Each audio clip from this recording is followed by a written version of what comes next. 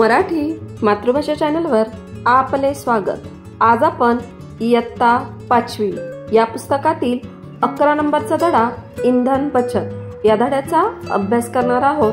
आधी आपण हा धडा समजून घेऊ, नंतर ह्याचे आपण प्रश्न उत्तरे पाहणार आहोत। मुलांनो, इंधन बचत या पाठामध्ये आपण दिनू आणि फतिमा, इथे बघा तुम्हाला एक चित्र दिसत आहे, त्यात एक मुलगा आणि मुलगी दिसत आहे। यात मुलाचं नाव आहे दिनू आणि मुलीचं नाव आहे फतिमा।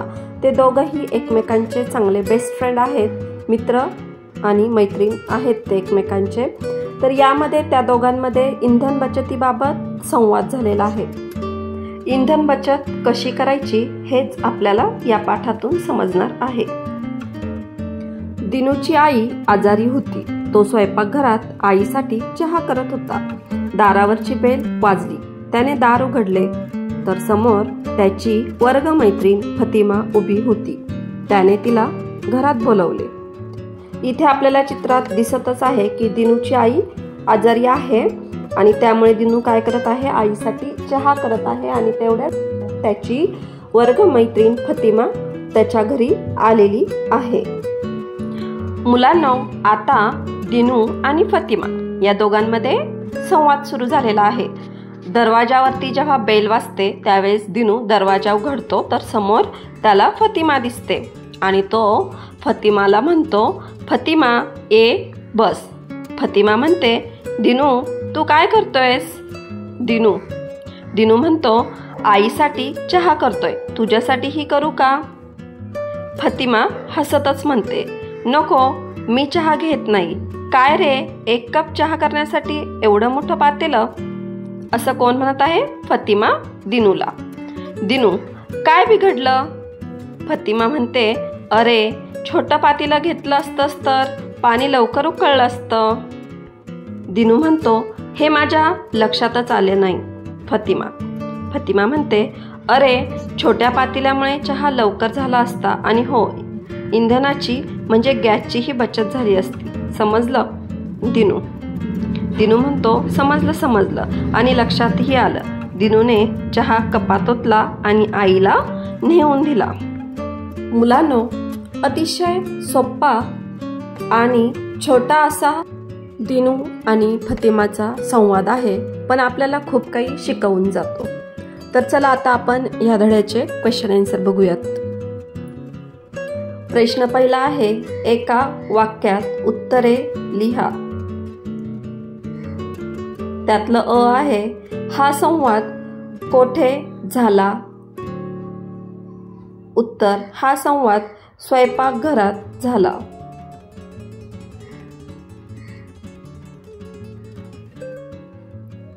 पुढचा प्रश्न, संवादात किती पात्रे आहेत?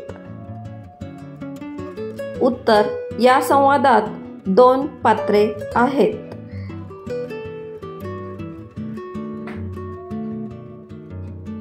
ई, दिनूला कशाचे महत्त्व पटले? उत्तर, दिनूला इंधन बचतीचे महत्त्व पटले।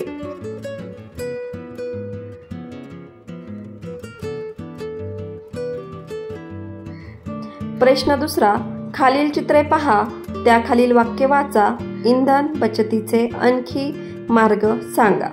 तर इथे बघा, खाली चित्र दिलेले आहेत आणि त्याखाली इंधन बचतीचे काही मार्ग दिलेले आहेत, ते आता आपल्याला वाचायचं आहे। 1 नंबरचं चित्र बघा, पाणी तापवताना पातेल्यावर झाकण ठेवा। तर इथं पहिल्या चित्रामध्ये खाली गॅस चालू आहे आणि त्यावर पातेलं आहे आणि त्याच्यावरती झाकण नाही ठेवलेलं आहे, पण आपल्याला पाणी तापवताना त्याच्यावरती झाकण ठेवायचं आहे, म्हणजे पाणी लवकर तापतं। तसेच कोणतंही अन्न शिजवताना सुद्धा पातेल्यावर झाकण ठेवायचं, ज्याने अन्न लवकर शिजतं आणि गॅसची बचत होते। पुढचं चित्र आहे, सायकलवरून प्रवास करा। तर इथे बघा, हे मुलं सायकलवर प्रवास करत आहेत। तर तशाच पद्धतीने सायकलवर प्रवास करायचा, जेणेकरून पेट्रोलची बचत होते। पुढचं चित्र पाहूयात, बसने रेल्वेने प्रवास करा। तर इथे सुद्धा बसने आणि रेल्वेने प्रवास केल्यामुळे पेट्रोलची बचत होते। तसेच पुढे आहे सौर ऊर्जेचा वापर करा। सौर ऊर्जेचा वापर केल्यामुळे सुद्धा मोठ्या प्रमाणात इंधन बचत होते। आता आपल्याला आपल्या मनाने इंधन बचतीचे मार्ग सांगायचे आहेत। तर इंधन बचतीचे मार्ग इथे मी काही दिलेले आहेत, तुम्ही तुमच्या मनाने सुद्धा लिहू शकता। पाणी तापवण्यासाठी सौर ऊर्जेचा वापर करा। तसेच बायोगॅसचा इंधन म्हणून वापर करा। अन्न प्रेशर कुकरमध्ये शिजवा। जवळपास जायचे असल्यास सायकलचा वापर करा।